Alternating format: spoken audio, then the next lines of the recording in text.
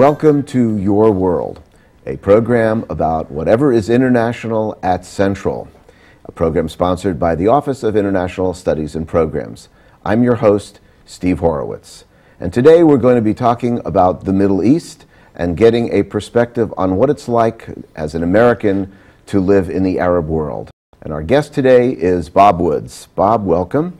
Thank you. And Bob is teacher in the ESL program at CW and lived in the Middle East, primarily in the United Arab Emirates, for about 15 years. That's correct. So we're glad to have you here today to talk about your experience and share some of your insights into the Arab culture.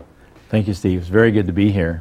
It's interesting. I grew up as a young man in a small town, Snohomish, Washington.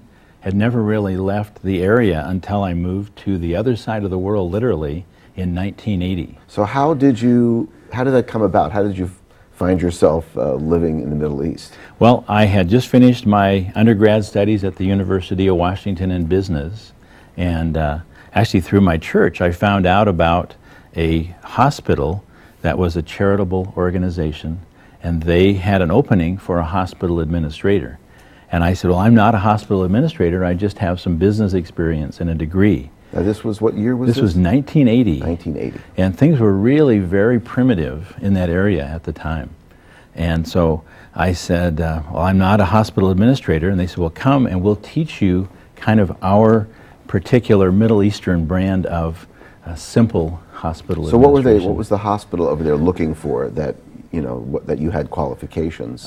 Just a business degree and being willing to learn. I was just 26 at the time, and went there, and everything was brand new. Learned the language, learned the culture, kind of on the. So they had a program to teach you Arabic, or? Kind of an informal one, yes. I'd work my full day and then go out, and I actually lived in an Arab village.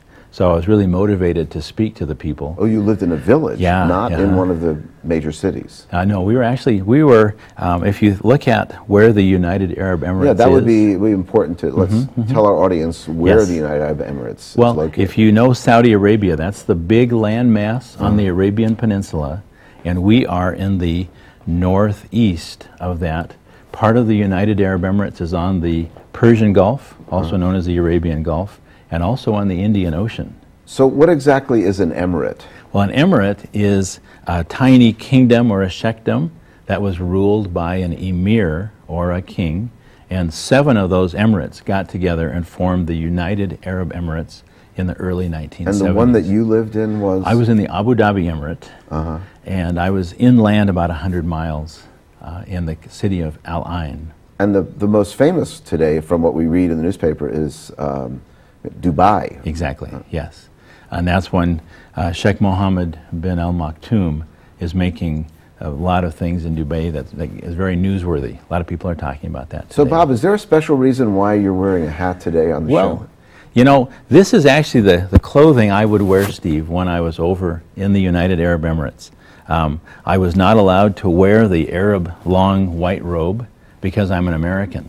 From the first Gulf War, they made a law in the country that said Americans have to look like Americans, Pakistanis have to look like Pakistanis, and Arabs have to dress like Arabs. So I would wear this to keep the sun off my head, and I look like an American. And I would get called Tex and American, and it was a lot of fun. It was a real conversation piece, plus it protected my head from the hot sun. You'd get 120, 125 degrees over there. So that must have taken some getting used to. It was, especially coming from the Seattle area. There's, yeah, very we don't have so. a good temperature, especially Western Washington. Yeah, very approaching much so. that, that level. That's right. And one thing I didn't realize is the effect of the UV rays. In 1980, we didn't think about that so much. So I've had some skin cancer issues and stuff since that happened. So you were there in 1980. Long before the Gulf War, which had an impact on U.S.-Arab relations. That's correct. How did you feel? How did people treat you in that decade, I guess, before the Gulf War? Especially in the 80s, Steve, we were really kind of an oddity. We were unusual that we would have Americans in that part of the world, because the Persian Gulf, the Arab Peninsula, is a very old part of the world. But people mostly didn't go there. It was not very modern, a very inhospitable climate.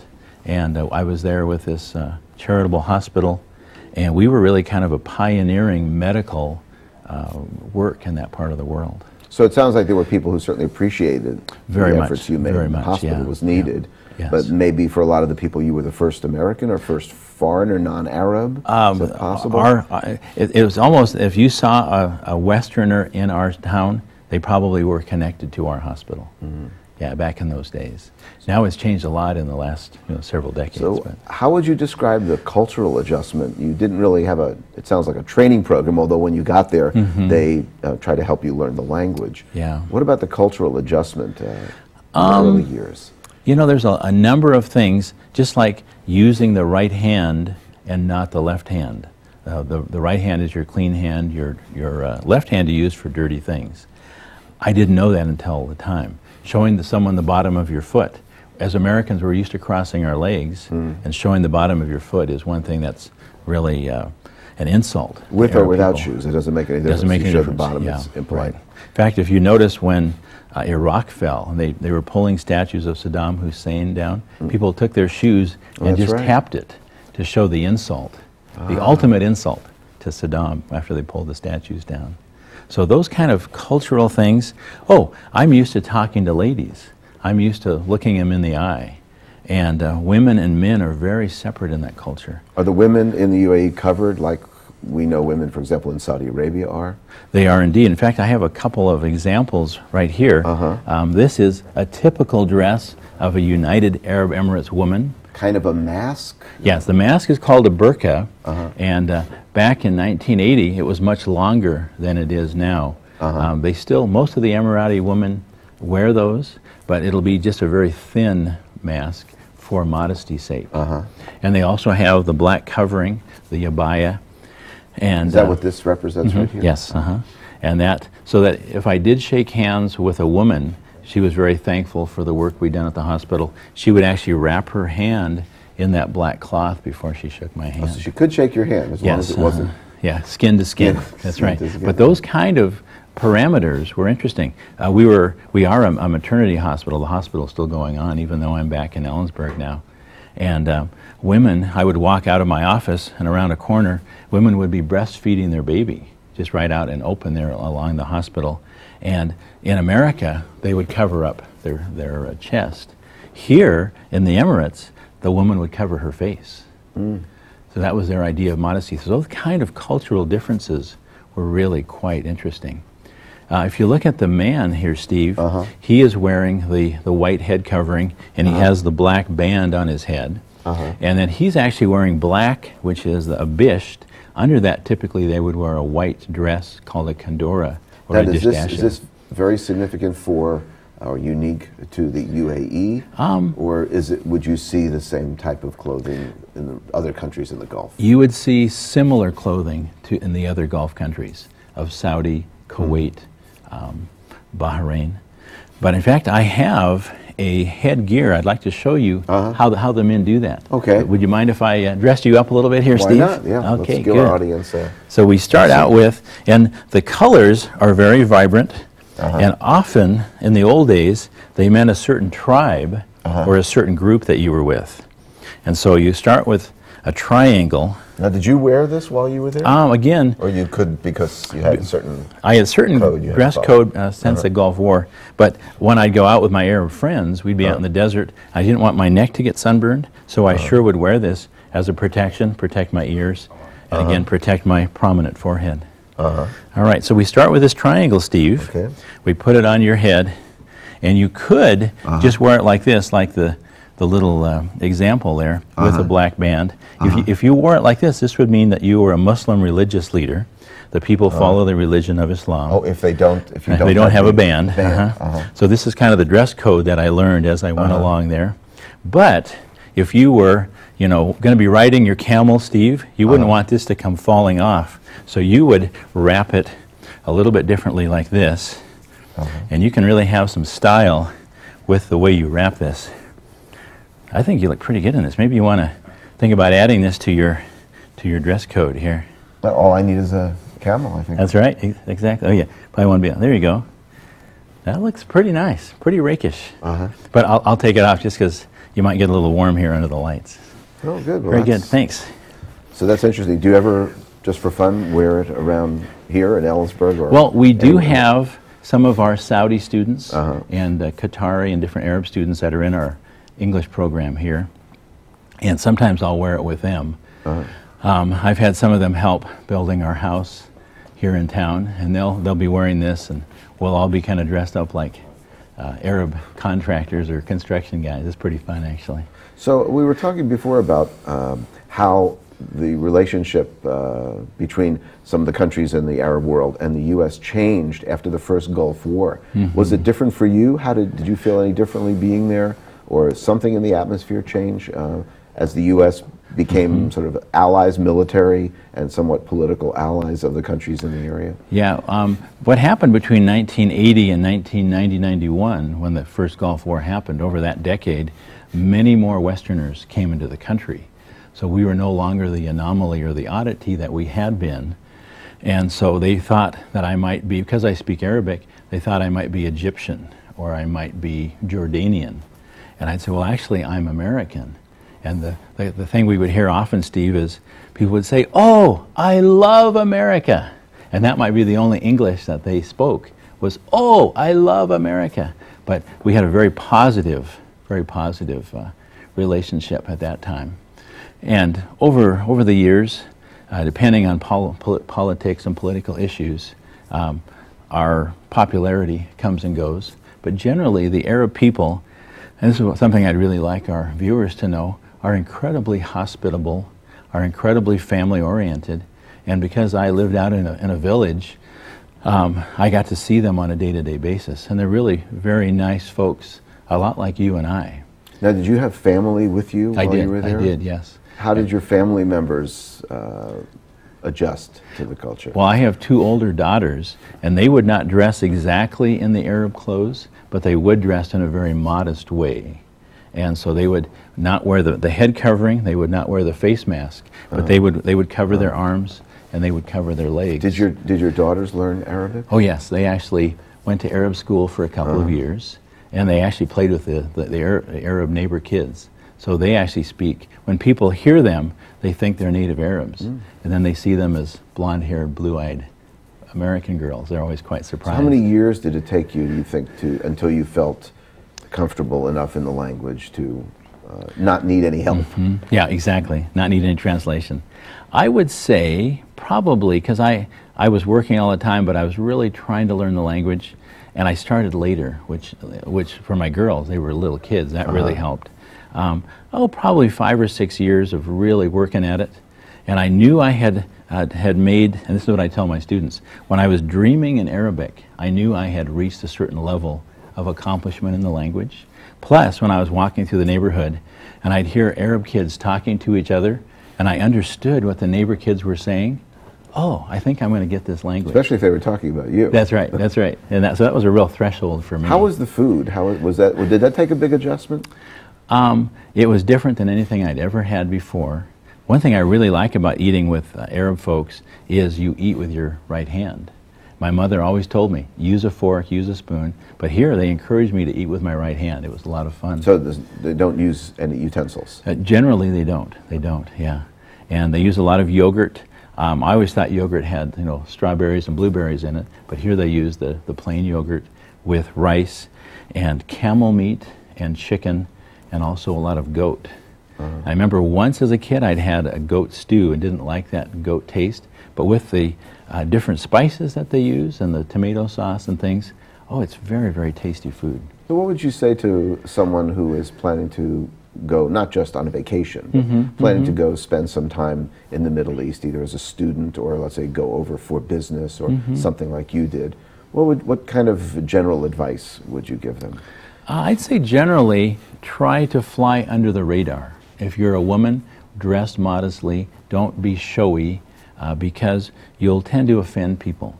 Even for my daughters, when they reach their teenage years, I remember one time I was holding my older daughter's hand. We were walking down the street, like dad and daughter will do. And one of my friends later said, I was very offended. I thought you had a girlfriend with you. And so that was a cultural mores that I had kind of missed. And I thought, well, this is my daughter. We would hold hands. We love each other. So those kind of things just really be attentive to the culture. Pay attention to things that might be a stumbling block. And you're going to make mistakes if you go over to a different culture like that. And the people are very forgiving, they're very open-minded. But once you've been there for a while, they expect you to kind of learn what's happening and expect you to kind of blend in, which we try to do. Also try to learn some of the language.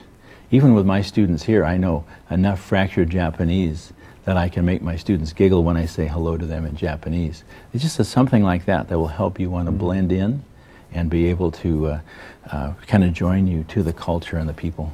Well, I'm sure after so many years in the UAE that you collected a lot of different artifacts while you were there, and I know you brought some of them to share with us. Like we've seen these figures of the man and woman. What else have we got on the table that we should look at? One thing, it looks like a dangerous weapon, but this is actually kind of goes back to the great heritage of the Arab people. They have a wonderful heritage, goes back hundreds and even thousands of years. And this is an Aza Khayzaron, which we would say is a camel stick. And the people were riding camels when I went in 1980. Now they're riding Mercedes and Lexus and Mercedes-Benz. But they'll still carry the camel stick. The problem is you're not allowed to carry this into a government office. Part of my work was working with the government on behalf of our hospital. Why is that? Because the bureaucrats know that if you get upset and start banging this on a table, it's very irritating. And so they just say, okay, no camel sticks allowed in the government offices, but you are allowed to carry a ceremonial dagger, which in my Western mind would be much more dangerous. But they say, no, we hate people banging us on the shoulder and tapping the table, tapping my desk. So this is illegal in a government office. Isn't that fun? Talking about the heritage of the people, especially on the coast in Dubai, or Dubai, as the Westerners would call it. How do you pronounce it? The locals would call it Dubai. Dubai. And then when I first flew in, the very first time I was on British Airlines, and the British hostess on the plane said, "Welcome to Dubai." And I started calling it that, and my Arab friend said, "Oh, that's of course what we hear exactly all the time." They see the program on TV about it. Very much, and so I learned right away different pronunciations. And that is apparently now one of the fastest growing, I guess, cities. Is it a city or is it more than a city? Well, interesting. It's like New York, New York. It's Dubai City in the Emirate of Dubai, and Abu Dhabi City in Abu Dhabi Emirate. So that whole area. The whole emirate is very fast growing. I mean, isn't that where they've built these islands in the shape of countries? In the shape of countries, in the shape of palm trees, and you can actually see them from space. And isn't that where I guess it's the ruler, the emir, is building trying to build the tallest tower in the world? He is. He's also got a ski resort inside that's all air conditioned. There's some pretty amazing things. Hard to imagine a ski resort in the Gulf. Very much so, in the desert. That's very true. Well, what are some of the other things that we have? Well, heralding back to the early days of Dubai, they were pearl hunters, I guess. They would put divers. They would actually put a clothespin on their nose, hang on to big rocks, and jump off and go down quite deep and get the different oysters and try to find pearls. Not anymore today, or? Not in those primitive conditions. And they would actually then go to the pearl dealer, and he would use a scale similar to this, weigh out the pearls that they had found if they were fortunate that day, and they had survived the trip. And so this heralds back to their early beginnings. Over here, it looks like we have a clock, right? Yes, and notice the numerals on that clock, Steve. We say our 1, 2, 3, 4, 5, 6, 7, 8, 9, 0 are Arabic numerals, and they are. They came from the Arab world. But they look pretty different from these are very different because subsequent to that, people from India and Pakistan, that area, had a big influence on the people, and they used their Sanskrit numbers, which replaced Arab numerals, as we call them. But now these are the numbers that are used throughout the Middle East. Yeah, so those are the ones that the Arabs use, and we're, as Westerners, the ones who use Arabic numerals. It's kind of a paradox. Switch around there. It really is. It really is. In the Emirates, we have the 7 Emirates, and this is sand from the 7 Emirates. And so each emirate or each state has a very distinct color of sand. And so this is kind of commemorative of that. So you have a little piece of the Emirates. I do, right here with me. That's Ellensburg. right. That's right. If I'm careful not to drop it. That's right. So it's nice to see that. Now these are desert beautiful. look. What are Well, those are the prayer beads. Those are 33 beads. And as I mentioned, the people are Muslim. They follow the religion of Islam. And they will count those and recite the names of God. Yes. Show us how they're held. And you'll see them, especially, they're kind of, a person will be sitting around nervous or talking. They'll be kind of playing with these. But when they pray, they remember the 99 names of God. They go through the prayer beads 3 different times. And there's a proverb, and I've not been able to follow to see how accurate it is, but they say that there are 100 names of God in Islam, and you notice they only pray the 99. No man knows the 100th name of God. Only the camel knows the 100th name. This is their Arab proverb. And if you look at the face of the camel, he looks kind of smug. It's because only the camel knows the 100th name of God. I guess that's also why you have to be nice to the camels. That's true. They have that secret. That's right. And they'll bite you too, and spit at you. So I've enjoyed. Camels can be nasty. As they can. And I really like riding camels. It's kind of a smooth ride, different than a horse. But you want to stay away from their teeth. We had one of our patients come in. He'd been bitten on the elbow. Not a pretty sight. They're pretty now mean guys. This is really beautiful Arabic script here. Yes, and on this plate. And they're into the calligraphy very much. They will not have any representation of man or beast in their religion. And this actually, there are Christian Arabs in some of the other Arab countries like Jordan and Syria and Egypt. And this is actually from the Bible. This is the Lord's Prayer from the New Testament. And I can actually recite a little bit of that if you'd like. Why don't you let us listen to the Lord's Prayer says, Our Father who art in heaven, hallowed be thy name, thy kingdom come, thy will be done. Well, this is what that sounds like in Arabic. Abana iledhi fisemawat, liyada kudis ismuk, litikan mashiatuk. Sounds kind of poetic.